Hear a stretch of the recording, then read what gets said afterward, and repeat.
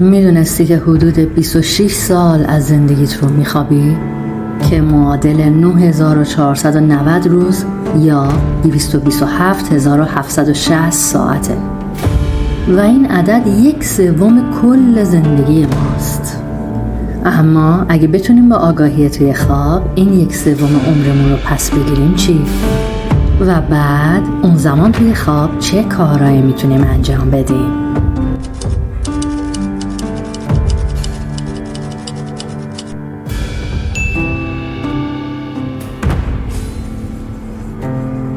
سلام، من دکتر افسانه صنعتکاران هستم.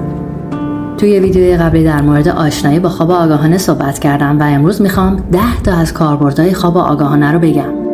پس اگه آماده‌ای با من همراه شو.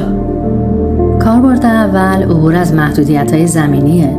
توی خواب آگاهانه آزادی، میتونی پرواز کنی، از در و دیوار و حتی از درون مردم رد شی، طی الارض یا تلپورت کنی، جادو کنی، خلق کنی و خلاصه هر کاری که روی زمین محدودیت داری و نمیتونی، تو خواب آگاهانه میتونی استادش بشی.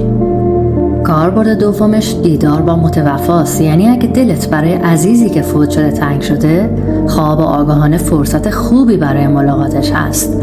تو در خواب در بعد 4 حضور داری و اتفاقا اونا هم همونجا هستن، پس میتونی از این فرصت طلایی استفاده کنی. کاربرد سومش رویارویی با ترساته.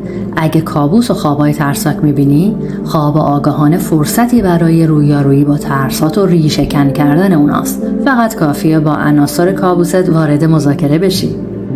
اما کاربرد 4 الهامات هنری و خلاقیته. میتونی از خوابای آگاهانت درخواست ایده‌های هنری کنی. خیلی از نویسندا، هنرمندا و موسیقیدانا و حتی محققین همین کارو کردن. حتی چند تا اختراع گرفته شده از دنیای خواب منجر به جایزه نوبل شدن. و کاربرد 5 تمرین مهارت‌های ورزشیه. میتونی توی خواب آگاهانه مهارت‌های ورزشی رو تمرین کنی بدون خستگی و آسیب‌دیدگی و نتیجه پیشرفت تو توی بیداری ببینی. 6مین کاربرد خواب آگاهانه خواب مشترکه. یعنی میتونی با دوستات تجربه خواب مشترک داشته باشی، یک چیزی شبیه فیلم اینسپشن. و اما کاربرد 7 سفر در زمان و پیشگوییه. میتونی توی زمان به عقب بری تا جایی که حتی زندگی‌های گذشته‌ت رو ببینی، یا برعکس در زمان رو به جلو بری و آینده احتمالیت رو ببینی، یعنی یه جوری پیشگویی کنی. و کاربرد 8 اینه که میتونی درخواست ملاقات با اساتید معنوی و راهنمایان روحی کنی و سوالاتی در مورد کیستی خودت و حتی افسانه شخصیت بپرسی. در 9مین کاربرد که خیلی مهمه، میتونی توی خواب با یه سری تکنیکات درخواست درمان و شفا کنی.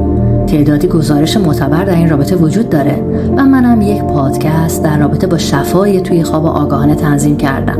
لینکش رو برات میذارم توی دیسکریپشن. اگه اطلاعات بیشتری در این مورد میخوای حتما به این پادکست گوش بده. و در نهایت 10مین کاربرد خواب آگاهانه تمرین مرگه. خواب آگاهانه فرصت خیلی خوبیه برای تمرین زندگی بعد از مرگ. پس تا زنده هستیم این فرصت رو از دست ندیم. خب حالا که فهمیدی که توی خواب آگاهانه چه کارایی میشه کرد، تو کامنت ها برام بنویس اگه تو تا حالا خواب آگاهانه دیدی کدوم یک از این کارا رو انجام دادی. و اگه تا حالا خواب آگاهانه ندیدی ولی مشتاقی که یاد بگیری، این کانال رو سابسکرایب کن تا ویدیوهای بعدی در مورد تکنیک های خواب آگاهانه رو از دست ندی. خداحافظ شما تا ویدیوهای بعدی.